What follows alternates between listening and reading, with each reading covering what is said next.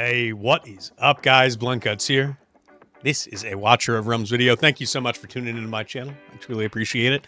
I've got more Sun Wukong content for you today. We've got his banner starting tomorrow, and yeah, it's a big one. It's a big one, and I'm pretty excited about it. I think you should be too. I'm going to be going through a bunch of the questions that I have gotten since I started testing. I put out a number of videos on him. I've been kind of gathering questions that I've gotten from my viewers, ones that I've had myself, as well as some that my guildmates have asked me. So I'm going to try to put them all into a video here, try to move through them quickly, give you some brief answers on this stuff. I have generally divided this video into 3 different sections. One is just general mechanical questions about the hero. The second one is going to be questions that are more specific to Guild Boss 2. And then finally, I'm going to talk about some questions that are most important for Arena and for GvG. But do appreciate you all tuning in. Please do hit that thumbs up button. Hit that sub button if you're not subscribed. Let's get to the questions. So, first question is the most common one that I have gotten, and that is whether or not Wukong can hit air units. Now, we are in the Marksman promotion raid right now. I am going to drop Wukong in here. We're going to see if he can't hit any of these, either just with his basic attack or with his ultimate when we do get a full rage bar. As you can see, he is taking some shots from these units right here.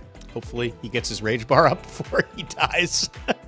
So we can see this unit here is in range, but is not being hit by his basic attack. Looks like his ultimate did just come up. Let's try and trigger that. As you can see, unable to release the skill. There is no target in range. So unfortunately, Wukong not able to hit air units. Let's go answer another question. All right, guys, next question up. So what we're going to be looking at here is whether or not Wukong will switch targets if the initial target for his ultimate does die before all of the hits are out. So if you look above my head right now, Splitting Hairs is the name of his ultimate. It is a manual ultimate, deals 100% damage 18 times to one enemy and inflicts stun. So the question is, if one of these units that's on the screen right now dies before he gets all of his hits out, will he then switch over to the other one? We're going to take a look at the ultimate range right here. I'm going to click on this, and you can see the orange tiles on the screen right now. Both of these units that are on the screen are in his ultimate range. So theoretically, he should attack one, and if he will switch, it will go over to the other one. So I'm going to put on 2x speed here. I'll slow it down once we get to full rage, but we're going to see whether or not he's going to switch onto the second one once I do activate the ultimate. So let's see here. We can even slow it down. We can see. That is just an awesome animation, by the way. We might give it a little click here so we can just speed things up a little bit, but this is kind of cool to see it all just kind of in slow motion. You can see that unit is dead now. You can see the ogre thing or whatever it is falling over right now. So that is dead, but there is no damage that was taken by the other unit. So unfortunately, any hits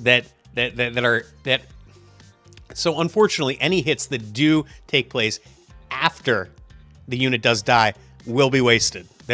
So that is a problem. And I will say, in GvG, I think this could potentially be an issue because if Wukong uses his ultimate on a swarm and he takes out, say, like a Necro Summon or something like that, while we've got Axolotls just pounding away on the tank, that is a big, big problem. So, potential vulnerability there, but we weren't really necessarily counting on him to take out swarms either, right? You need to bring some other units in to help with that. In any case, let's go answer another question. So one of the most compelling things about Wukong's kit is his ability to ignore defense. So he gets this passive ability called Golden Glare. It reads, when the hero triggers Golden Cudgel Strike, he gains 1 stack of Sunder. Golden Cudgel Strike has a 25% chance to do increased damage and stun the target on a basic attack. So that is kind of baseline right there. So keep that in mind. But when he does that strike, he is going to gain 1 stack of Sunder. Now, Sunder, in and of itself, does not do anything. However, Sunder can stack up to 5 times. Using the ultimate at full stacks consumes all stacks of Sunder. So that means that you need to have 5 total in order to cap it. On top of that, you are not going to be able to consume any Sunder stacks until you have all 5 stacks. Finally, using the ultimate will consume all of them, and that will give you, as it says here, the ultimate consumes full stacks of Sunder, enabling the hero to ignore 60% of the target's defense for 15 seconds. As you know, especially in endgame, ignoring either defense or magic resist, is the most effective way to increase your hero's damage. It is phenomenal. It is kind of a cheat code in this game. It's why heroes like Cyrus are so fantastic. It's why Wukong is as great as he is, or will be, I guess, when he is released on the global servers. However you want to look at it. But it is one of the most compelling things about his kit. So, with that long preamble here, let's talk about some of the other ways that he can gain Sunders, right? He can gain them at his A3, when his Sage's clones will have the opportunity to basically do Golden Cudgel Strike. They will grant Sunder. If he already has the Armor Ignore up, he will get it. So it basically helps to kind of perpetuate that Sunder once you do have it going. And then at A5, after using Splitting Hairs, Golden Cudgel Strike's trigger chance increases by 35% for 12 seconds, effectively giving you a 60% chance to trigger Golden Cudgel Strike on any single basic attack, which also means that you have a 60% chance to gain a stack of Sunder on every single basic attack. So the question is, how many attacks is he going to need to do in order to get max Sunder stacks at each Awakening level? So I will throw these up on the screen as I talk through them. At A0 through A2, he has a 25% chance per basic attack to apply a Sunder. That means, on average, he is going to need 20 total hits to get full stacks of Sunder, meaning that he is going to get a Sunder every 30 seconds. Long time between Sunders, especially for a hero that has a 700 Rage Cost ultimate that also has the ability through his exclusive artifact to regenerate Rage very, very quickly. So that's a long time. That's not where we want it. That's why the Awakenings are so big. Let's talk about A3 and A4. He does get a bump at A3, as I just showed you, when he does give his clones the ability to do the Golden Cudgel Strike, meaning that all of a sudden the clones, assuming that they do their version of the Golden Cudgel Strike while he already has the Armor Ignore buff up, they are going to give him a stack of Sunder every time they do it as well. Assuming you have 3 clones up, that does mean that his attacks, plus theirs on average, should take 7.5 seconds to get back up to full stacks. So full stop, that is more than fast enough to get it up before the next ultimate comes up. That's wonderful. Gives you a lot of breathing room as well in case you have bad RNG. We love to see it. Finally, the A5 further increases that because all of a sudden he is also getting an increased chance to get Sunders because he has a 60% chance per basic attack to get his own Sunder. So again, at a 1.5 second attack interval, he will be getting full stacks of Sunders every 6 seconds. Now, again, to remind you, this is assuming that he is already in that defense ignore state, which is a requirement for him to gain Sunder stacks from his clones. So keep that in mind. I think once you get him going, especially if you're on doing boss damage where you're going to be doing consistent damage, you're not going to stop damaging, that once you get him going into that ignore defense state, he's going to have those Sunder stacks every single time he does his ultimate, assuming that he is at A3 or higher. All right, we are in GB2. The most common question that I have gotten, as far as GB2 is concerned, probably honestly, as far as any question I've gotten about him, is how many stuns can this guy put out during the Sunder phase? So I'm going to drop Torador in here just to soak up hits, and then we're going to drop in Elowen, obviously, to keep everybody healed. But then we'll put in Wukong here. And Wukong is going to be able to drop in his clones. He's got unlimited tiles that he can deploy them on right now. This Wukong is A1. I'm going to also repeat this at A3 as well as A5, and we're just going to see how many stuns he does put up each time. Now, as we're going through it at each Awakening level, I'm also going to tell you what I have seen personally. So we're going to use his ultimate there, and we're going to see. So there we go, 2. This is again at A1. He gets a boost to these things at A3 and at A5, but as you can see, he only put up 2 there. My experience typically at A0, A1, and A2 has been that he does put out between 2 and 4 stuns typically. It's not enough to get it done by himself, obviously, but I'll also say that if you're just looking for 120k, you don't really need to max it out, is my experience. Now, Carnelian obviously does play a big role in that, so it's going to depend on the healer that you are bringing, but it's not absolutely necessary to max everything out. Let's go take a look at an A3 Wukong. Okay, so at A3, Wukong does give his summons the ability to do some stuns as well. Let's see how much of an impact that does have. My experience with this has been that he typically generates between 4 and 6 stuns this way. Let's see if he can not make a liar out of me here, which is not looking good right now. There's 3, there's 4. Can we get another one in here? Can we get another one in here, Wukong? There's 5. So right smack dab in the middle of what I said. between 4 and 6 stuns is on average what I have seen at a 3. Again, that is only getting you a third to 1/2 of the way to full stack. So not going to be a cure-all for that. The big problem here is that his ultimate, despite the fact that it hits 18 times and it's supposed to stun every single time, it's only registering 1 to 2 stuns per ultimate. And that is a big problem. That is a implementation issue as far as I'm concerned. I think that is Moonton's fault. I think they should fix it. I know that War Guides covered this at one point, and he said he reached out to them and he was hoping they were going to address it. They just updated the test server today. It has not been addressed, and he drops tomorrow. So I don't expect that, at least when he does go live on global, I don't expect that to be fixed. He is not going to be somebody that at pre-A5 anyway is going to be able to do a full rack of stuns on the boss. That has been my experience. Let's go take a look at A5. Let's see how close he can get there. All right, so next up here, we've got A5. Let's see how he does this time around. Obviously, there is some RNG involved here. My experience with this has been that he does somewhere in the neighborhood of 8 to 12 stuns on this. You can get a full rack out of him. I don't know if it's going to happen here. Again, this is very RNG dependent, so we can't really say 100% that he's going to do anything here, but you'll see them. You can see them racking up more quickly this time. We're at 4 already. There's 5. And this is largely because he has a 60% chance after using the ultimate for 12 seconds to do his Golden Cudgel Strike. There's 9, 10. Are we going to get a full stack here? One more, please. There we go. And that is 12. So at this point, the stuns are coming from 60% chance after using the ultimate on Golden Cudgel Strike.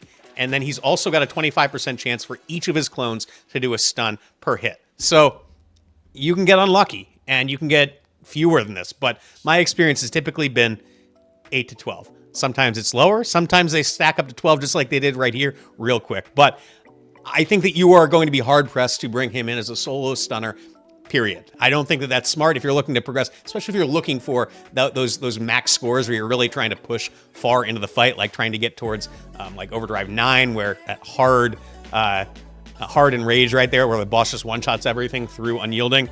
That is going to be something that you are not going to be able to deal with. You're going to need backup stuns in order to make that happen. I didn't use his ultimate there. You can see he's still got 9 up, though. So he is more than adequate at A5. But again, A5 is a big ask when a hero is freshly released, especially at an exclusive one like this. So, you know, I'm just trying to set expectations here. I don't want to give you any kind of false hope or make you think that this is going to completely solve your stun problem. But if you bring him in with one or two other heroes that can pull, 2 to 4 stuns apiece, he should be perfectly fine at all awakening levels, I think, anyway. That's my perspective. I'm going to restart this real quick. I want to show you one more thing in GB2 right here, and that is largely about his positioning. So the main thing that you want to consider when you're thinking about positioning in GB2 is about placement for his clones. Now, his clones, they can spawn anywhere in the ultimate range, which is the area that's highlighted in orange right now on the screen, but it has to be on a deployable tile. So that means that as far as where they can spawn, it's this one right here, this one right here, this one right here,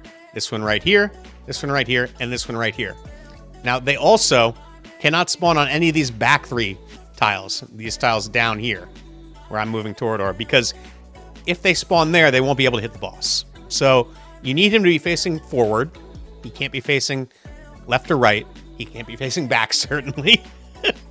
But if you are facing him forward, then this spot right here is really the only spot that you can put him in my opinion. This is through my testing. This is the only spot that he can be deployed. Now, the disadvantage of this is he is going to get hit twice by the chainsaw when the boss does do the big chainsaw AoE. That is an issue.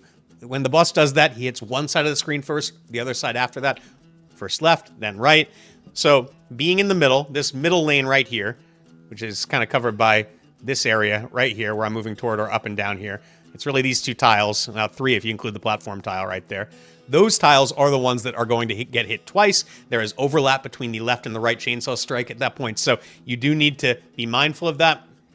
But thankfully, he has a massive health pool. He is able to take those hits. It does become a problem if you don't have Carnelian, I will say, but that's really later on. Reaching 120k, it should not be an issue at all. Now, you might think to yourself, well, you could potentially just move him to the right or the left or something like that and leave some of those spots open.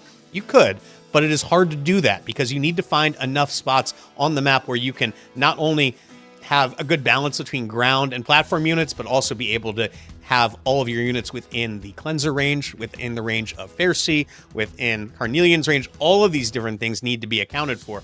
And my experience has been that if you try to leave too many ground tiles open, you create a big problem with yourself by trying to include too many platform units. So you can all play around with it, but that has been my experience doing a lot of testing on GB2 with this hero. Let's go take a look at some GvG and arena questions. All right, so I'm in Guild Boss 1 right here. I just wanted to show you guys, so we're going to slow this down for a second. So you can see Wukong, Brokir, and Torador all are on the field right now. They all do have Carnelian's Soul Essence buff. I did just remove her because I don't want her healing. I want to make our lives a little bit easier. And I want to show you, remember, he needs to use his ultimate in order to apply the monkey business buff to everybody within 2 tiles. So I'm going to use it right now. I want to call your attention to the yellow swirlies that are underneath the feet of all 3 of the heroes right here. That means that they have the monkey business buff. That is the visual indicator. There is, unfortunately, like so many things in this game, there is no buff that appears underneath the character portrait in the upper left-hand corner, but we can see it visually on the screen. There is this kind of swirling dotted line that is underneath each one of these heroes, indicating that they do have it. Now we're going to wait and we're going to see what exactly happens with the, I guess, the priority order here. Like, is Torador going to res himself, or is he going to consume one of the buffs? Is Brokir's Unyielding going to trigger first, or will the monkey business trigger first? We're going to see how that priority order kind of works here. So let's see. We've got 1 hit there. That didn't take him down all the way. We're going to need 1 more. I think we should see something on this meteor impact right here. And let's see. So just to slow it down here, Torador hasn't died yet, but we did see that Brokir did take fatal damage. You can see the yellow swirlies are still there, but he did trigger his Unyielding. So Unyielding does seem to get priority there. We'll see what happens with Torador. Look, he just died. You can see the yellow swirly is gone from underneath his feet. So that means that his self-res is going to happen after monkey business is consumed. So monkey business is going to happen first before Torador's. That's super important, obviously, for GvG, because Torador is more than likely going to be a requirement if you do want to use Wukong in GvG. So that is important to note. We can see Brokir does still have the monkey business debuff, and we're just going to see how that works exactly. Okay, so unfortunately, it does seem that monkey business is not going to stack with the Carnelian Unkillable. It seems like both of them are going to get consumed at the same time based on what I'm seeing here. If you're seeing something else, you can let me know. Everybody can do some more testing tomorrow on Global, but that is what I'm seeing here, unfortunately. It's not how we wanted it, obviously. I don't know if this is a bug. I don't know what. You wouldn't think that it should consume both things, but then again, fatal damage did occur, and it did happen. Theoretically, I'd say we're not seeing it here necessarily, but Brokir likely did have his, 6-7 seconds or whatever it is of the Carnelian Unkillable after that thing was consumed. So it's not like you're not getting any benefit from it, but they're not going to stack. It's not going to be one thing that has to be triggered, then another thing that has to be triggered. They're both going to get triggered at the same time. The first time fatal damage is taken, at least the first time fatal damage is taken when an Unyielding is not used. So something we got to keep in mind. But in any case, let's take a look at Cyrus. Right. So the question that was posed to me was whether or not the summons from Wukong, his clones, whether or not those would trigger Cyrus's Lord bonus, which if we read it here, reads, reduces faction team member skill cost by 25%. We don't care about that. When an ally is defeated or retreats, increases the damage of other faction team members by 25% for 8 seconds. Now the question is, when Wukong's clones, whether they expire or they are killed, will that trigger the Cyrus bonus? Let's take a look and see. All right, so I am going to drop in Cyrus right here. We're going to test this out. So we're going to use the Cyrus summon as our test case here. So you can see Cyrus is hitting for 32,314. That is the purple damage that's appearing up there. Let's see what he hits for when. Let's see what he hits for when the summon dies. So now he's hitting for 40,393. We are going to drop in Wukong here. And I'm facing him this way just so we can limit the amount of hits that are on the boss, so it's a little easier to see here. So we've got 1 summon there. Let's see what else we can get out of here. We need one of these to die. It's a tall order, but you can see here the Cyrus damage is still 32,000. Need one of them to take a shot here and die. And there we go. 40,393 is what we just saw from Cyrus. I'll blow it up on the screen so you can see right here, but that is confirmation that the clones dying is going to trigger Cyrus's bonus. So I don't know that you're going to want to use him in an Esotericist comp, but if you do want to, there is that added bonus. So he is going to be able to buff your Esotericist allies with the clones dying and or fading away. Let's go take a look at the last question, Wukong's BP. All right, so let's test out Wukong's BP here. We're going to do this real quick. I'm going to awaken him A0 all the way up to A5, and we're going to check his BP at each level. I've got Unyielding up on the screen right now. He does have a pretty solid BP set on himself. This is an A5 Unyielding. He does have 125,000 battle power in this gear. Let's go take a look at what Wukong looks like in the same gear. All right, so this is at A0 right here. This is FYI with a level 25 exclusive artifact. Now, you probably aren't going to be able to do that right off the bat. However, you could use a Wailing Skull, which gives the exact same battle power. So in that same gear that Unyielding was at 125k, Wukong is 30k battle power less at A0 at 95,213. Let's take a look at A1. All right, so at A1, very, very minor BP increase, 96,709 BP, a little over 1,000 BP upgrade right there. Let's take a look at A2. All right, and at A2, 98,725. So going to A2 did give him about 2,000 BP. We're getting up there almost at 100k. I think what is clear, though, is that he is not going to be a BP beast. Let's take a look at A3. All right, so A3 was a pretty significant one, about 3,000 battle power increase, putting him at 101,622. Let's take a look at A4. All right, A4 did put him at 102,743, so about 1,000, a little more than 1,000 maybe, BP going from A3 to A4. Still on the low side, though. 102,000 is very pedestrian as far as BP is concerned, especially for fighters at high awakening levels.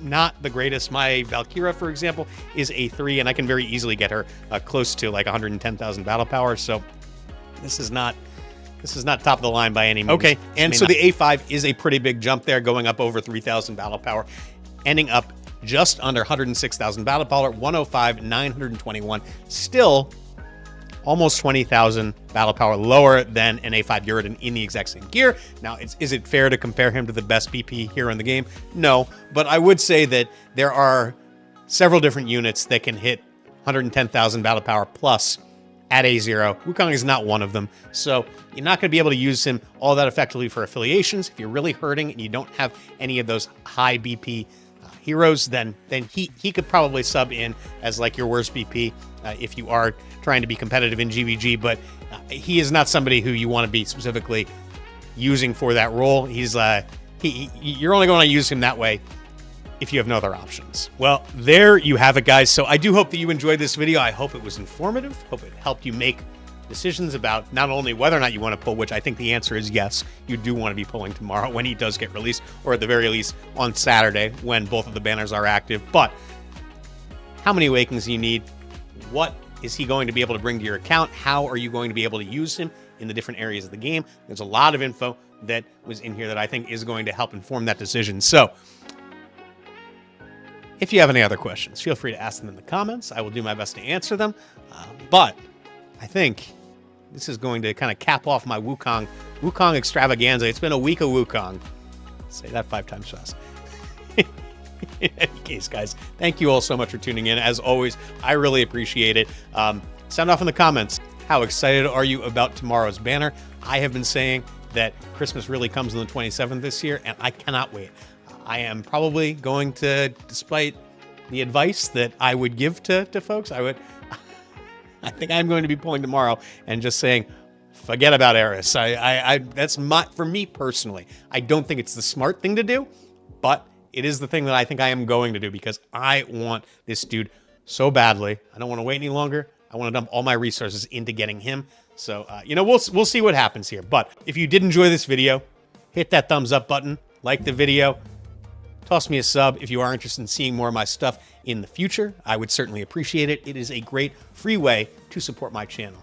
But good luck on your summons. I will catch you all next time.